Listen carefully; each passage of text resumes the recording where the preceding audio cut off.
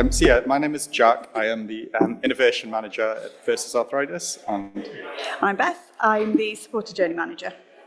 For those who don't know, Versus Arthritis was formed in 2018 from the merger of our two legacy charities. And arthritis is a condition that affects 10 million people in the UK, so we have a very large audience, and we fund research, campaigns and services to support people with arthritis.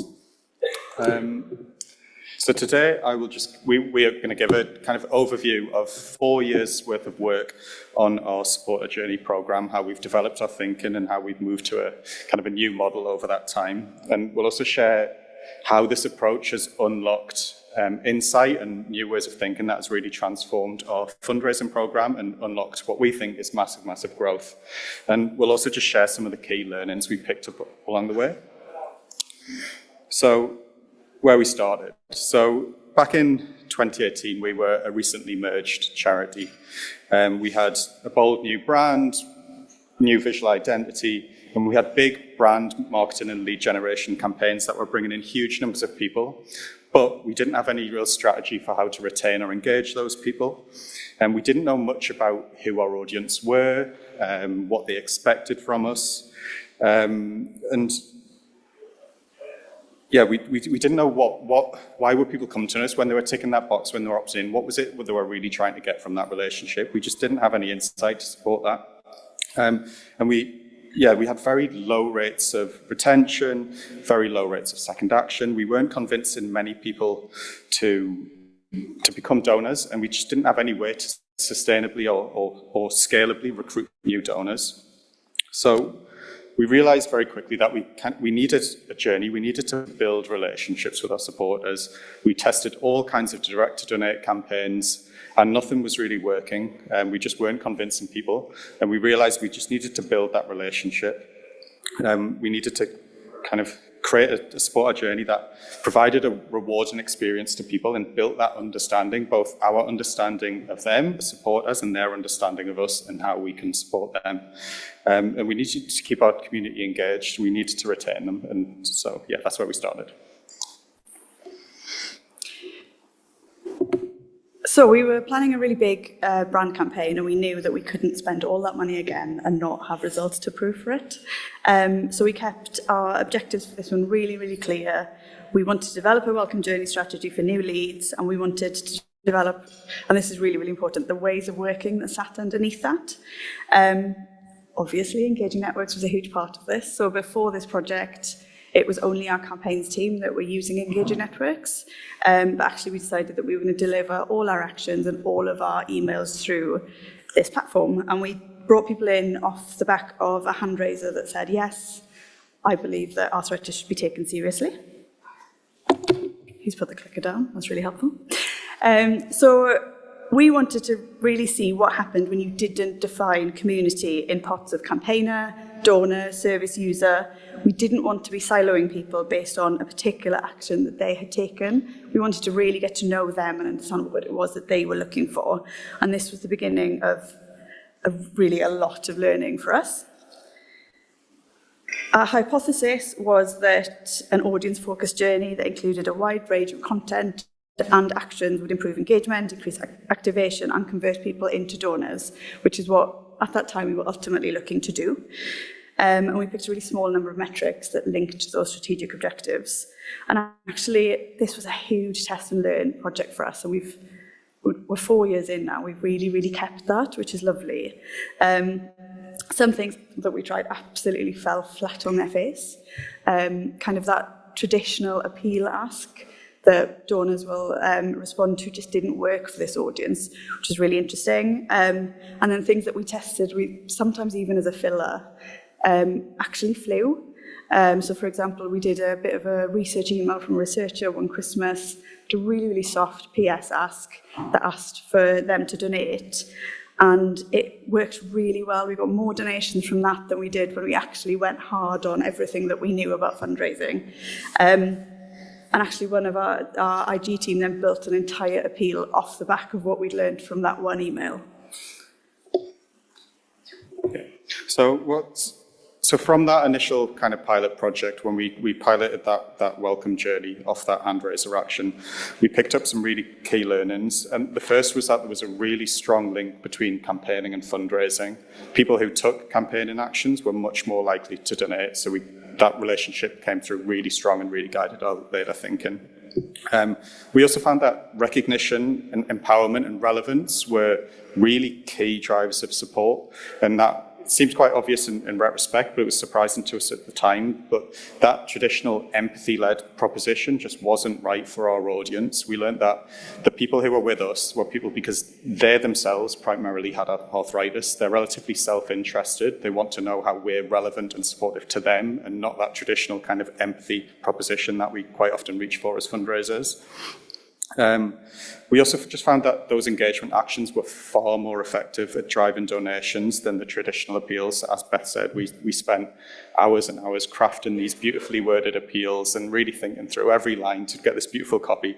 And quite often, I mean, almost always fell completely flat on the face, and none of it performed half as well as just those lovely simple actions that really engaged people and had a really kind of simple daisy chain donate asked pegged to the end. That was just our best way of recruiting donors. Again, quite obvious and something I'm sure a lot of you found, but surveys were just a really great way to engage people.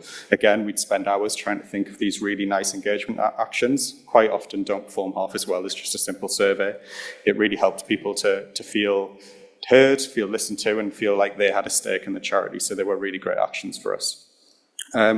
We also just kind of realised at this point that this integrated approach to journeys was just essential for building engagement and recruiting donors. So getting rid of this old way of working where we had people in silos and pots, and we think of people as kind of campaigners, and we just speak to our campaigners about our campaign work, and we just speak to our donors about our research work. If we speak to everyone about everything, it just leads to far more engagement. Fundamentally, our audience just care about the cause. They care about what we're doing in the space of arthritis, and speaking to everyone about everything was just the best way of building that relationship. But finally, there was just lots more to learn. This kind of initial pilot project had taught us a lot. You know, over the course of this welcome journey, we'd found about 3% of those new leads had made a donation. We found well over a third had made at least one trackable action. And 80% of our donations came as part of an engagement action rather than a direct appeal. So these were really great start for us, and where we were starting from, this was a massive improvement.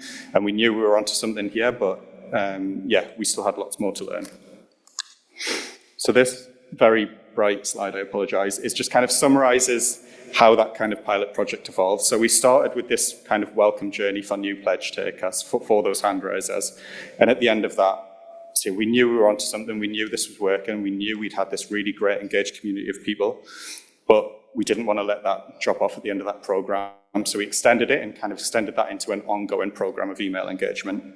At the same time, we were also about to launch a new campaign action around joint replacement waiting times. So we wanted to see if we could lift everything we'd learned from that initial hand raiser welcome journey and apply it in the same way to the petition signers for our campaign. And then we also had something, which I'm sure many organisations will also have, is something called a campaigns network. So people who had opted into campaigning activity, they were getting ongoing emails, but very specifically related to campaigning actions. Again, we wanted to see what happened if we just lifted these people and brought them into this integrated way of working, this joined up. Let's stop treating them like campaigners and just treat them like people who care about arthritis. And that's how that kind of, over a period of years really kind of led us to this new model of this ongoing journey for everyone. And that's what I've tried to kind of illustrate with this slide here. So quite often when we say support a journey, people think of it as a very linear, people take an action and then there's a series of 5, 10 emails that people go through in a linear fashion. That's not really what we're talking about here. So we have a principle of now with welcome journey. So if people take a particular action, it will go on a welcome journey, and that will be as short as we can possibly make it for the particular action. So it might be a new donor goes through a period of emails. It might be through a campaign or a hand raiser.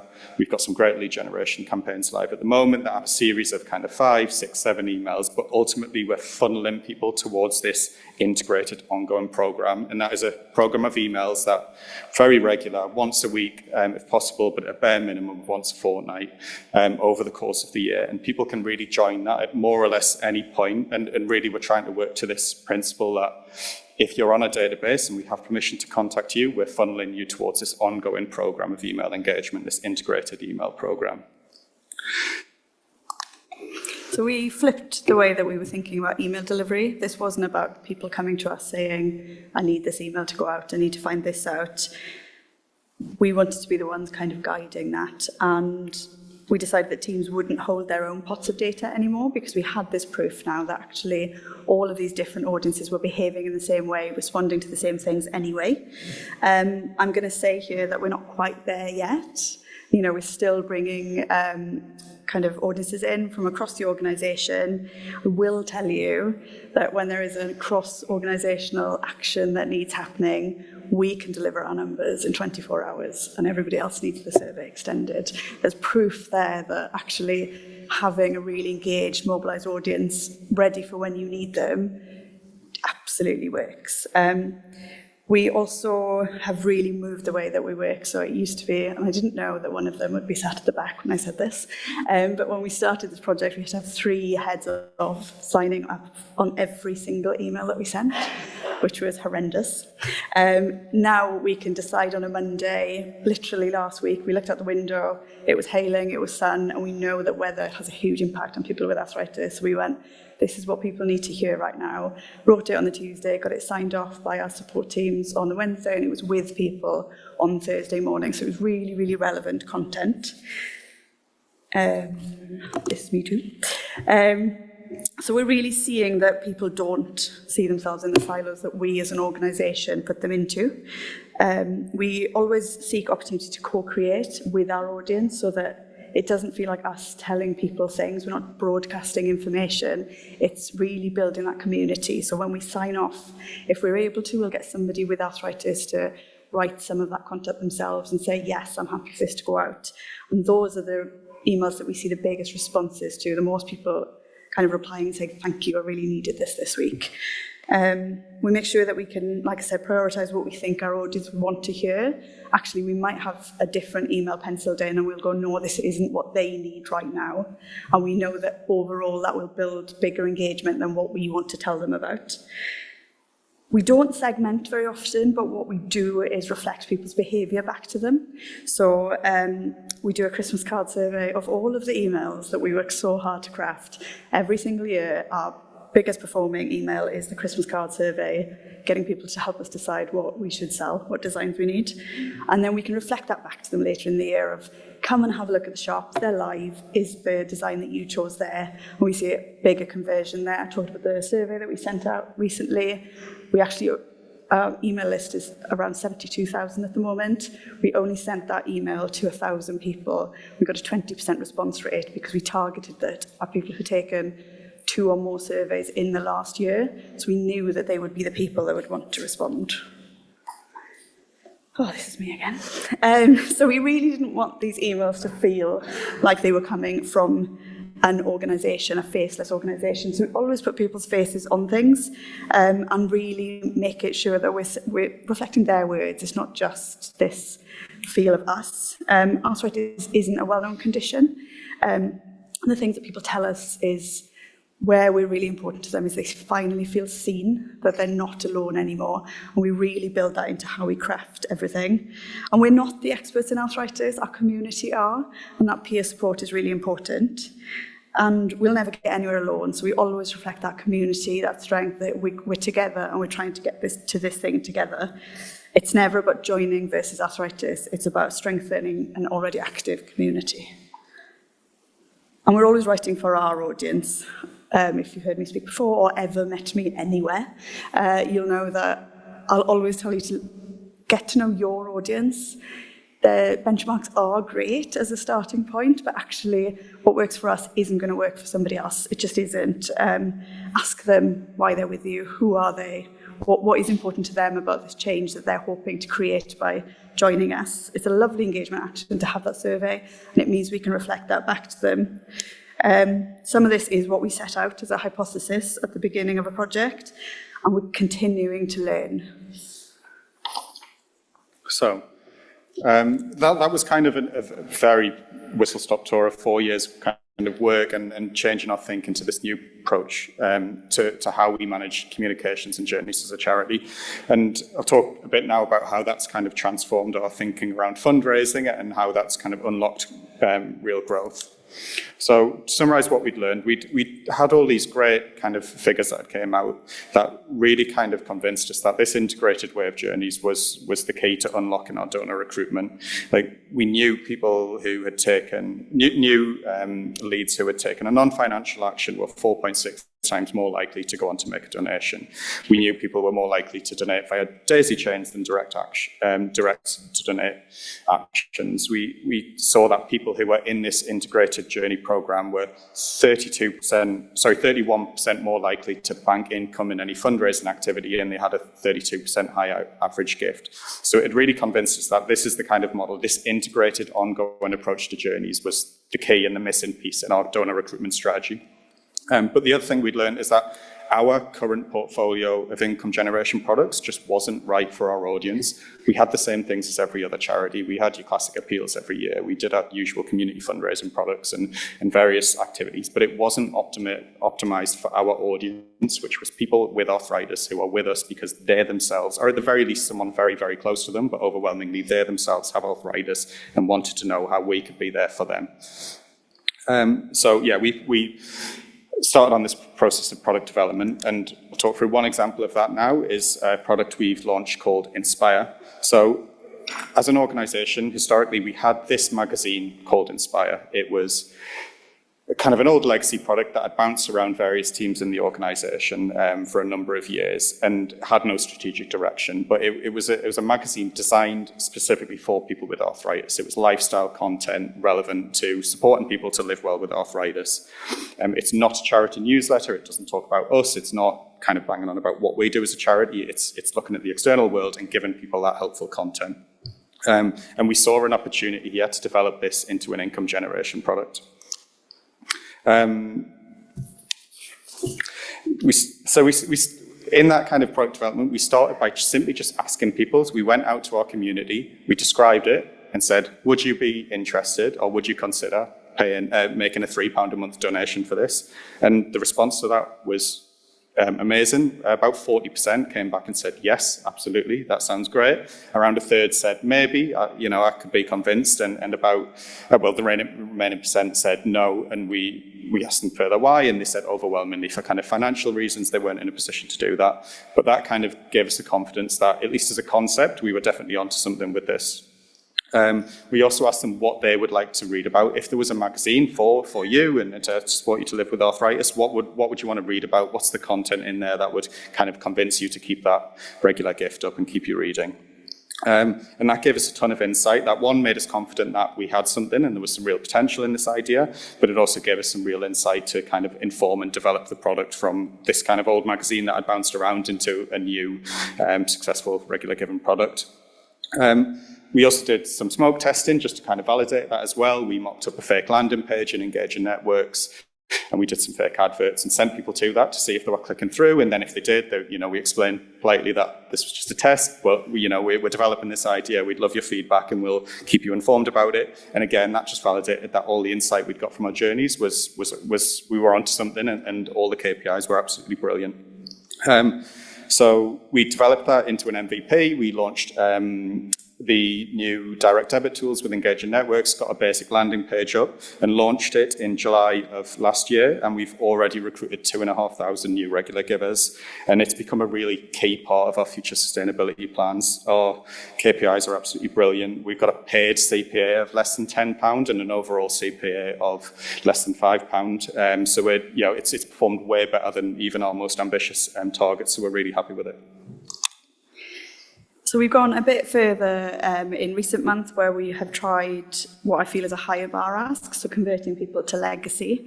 I was really nervous about this one. I did not know how it was going to land. So in December, we tested a daisy chain action where we put a fundraiser of, yes, I support research, and we split tested there an Inspire ask versus a free will ask, and it went really well. So it resulted in 40 inquiries and 1 intender of someone who said, yes, I haven't written my will yet, but I plan to put you in it. And then in March, we sent a free wills email to 72,000 people, which resulted in 133 new inquirers, which is really exciting.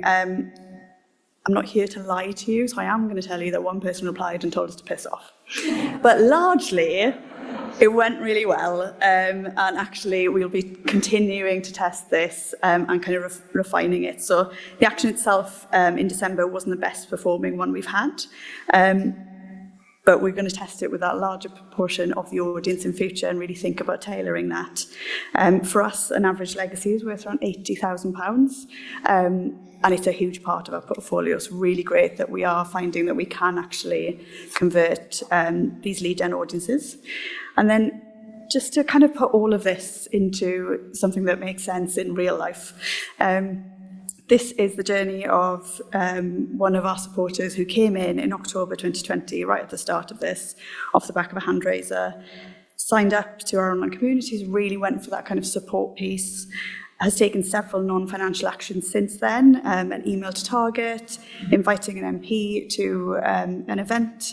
She signed a Christmas card to researchers. She shared her story for us to take to party conferences in October, signed an open letter to an ever-changing Prime Minister that we just called Dear Prime Minister in the end, because we didn't know what they were going to be called.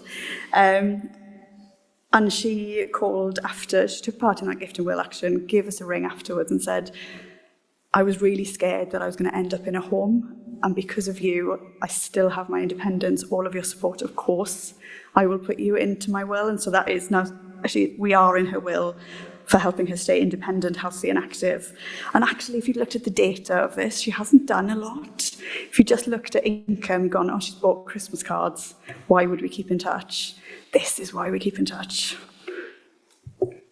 So what's next? So this kind of program and this approach to journeys has really kind of shifted our thinking on that donor recruitment strategy, as I said, and we've now got this kind of 3 pillars to our kind of mass engagement and fundraising strategy, really. I mean, the first is really focusing on lead gen now. It's something we've done a lot in the past, but with not a huge amount of confidence, because yes, we knew we could bring in leads at really low cost and at a great scale, but we weren't confident that we had that kind of program ready for them to deal with that leads. We're now in a position where we are really confident in that now. We've got this model that we know just works. It's been refined over a few years. We know if we can just recruit the right types of people, that is obviously important, and funnel them towards this integrated approach to journeys, we will start to convert them into financial supporters.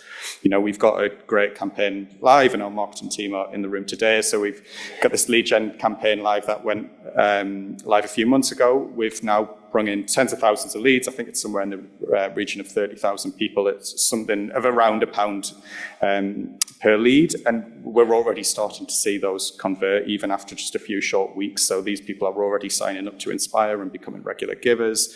We know they will take other actions. They'll pay our weekly lottery, they'll purchase from the shop, and a few of them will go on to be our future legacy givers. So we've got this confidence in the model now that we can really scale up our lead generation activity and really start to put people in much larger numbers into this program.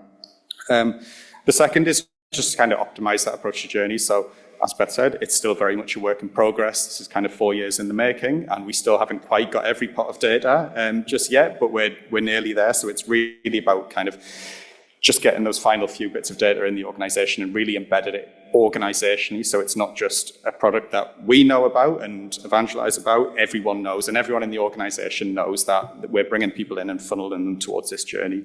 And you know, we're bringing in different tests. We're working with the corporate team because we know there are tons of corporates who would love to kind of be able to work with people with arthritis in designing products and new opportunities. So we're testing things around that. We've got tons of ideas, but it's really about kind of taking this base of a model that we're really confident in and really scaling it. And the final thing is just continuing with that product development. So as I say, this had taught us that our existing portfolio wasn't quite right, but we now have a really clear vision of what are the right products for our audience and how can we involve them in a way that will develop products that are really right for them. Inspire is kind of proof of that concept. We've got tons more ideas. We're developing our online shop offer, and we're bringing in products that are very much led by our community. That is going incredibly well. We're doing lots of other things. Community fundraising is a big area of focus for us next year. So we're going to really involve our community in developing our community offer. And yeah, the principle is just never cross-selling products because we have them. We will only cross-sell products because they're right and because the insight tells us this is what our community needs from us and this is how they will be inspired to take action. And that's us.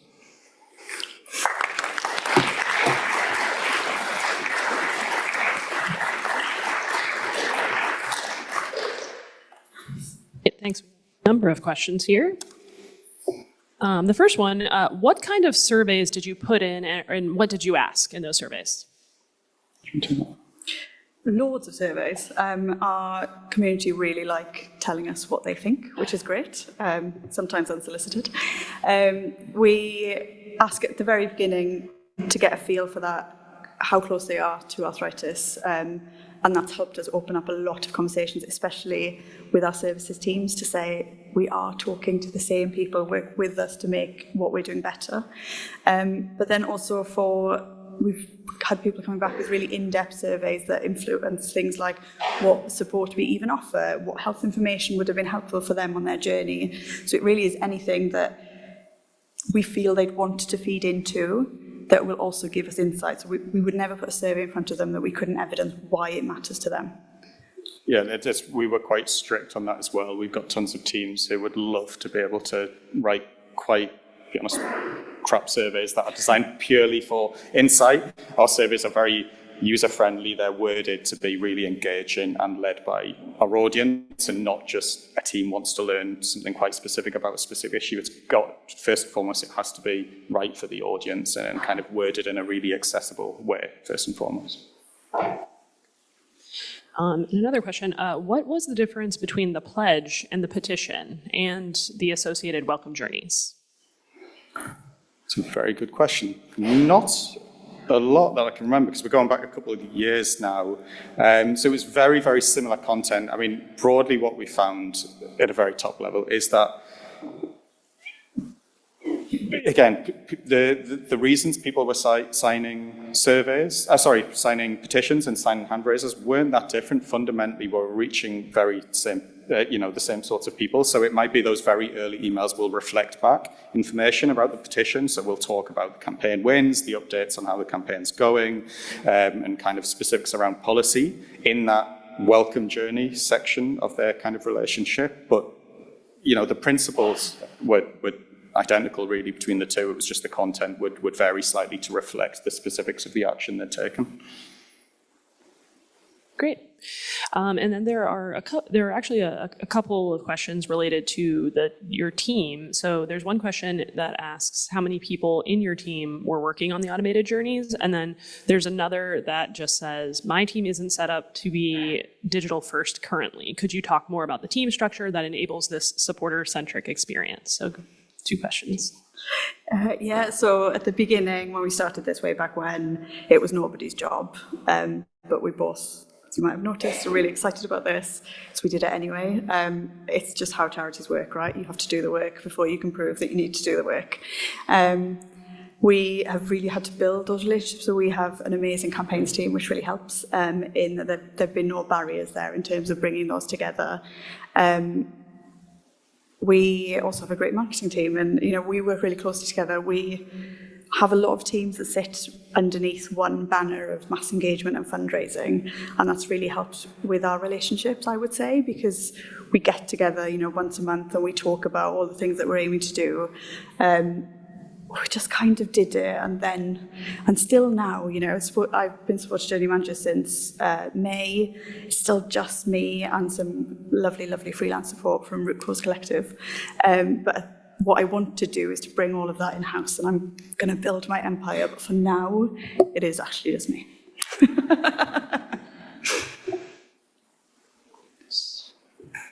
All right. Another question. Did you have any strategies or plans to reduce the amount of unsubscribes with the frequency of the journeys? So not specific plans. So when we started, we had a kind of broad principle that we needed to be very present in people's inbox. We kind of learned very quickly from the welcome journeys that once you lose engagement, it's quite hard to build it back. So when people are most engaged at the point they first take that first action, that's when they're really excited. And actually from then, it's quite important for us to be really present in people's inbox, with the massive caveat that obviously the content has to be good quality, it has to be relevant. We would never send anything we're not confident in just because we need to get an email out. So, you know, that quality of the content is key. But the broad principle that we need to be ever present in people's inbox, say at the absolute minimum of once a fortnight, but ideally once a week. The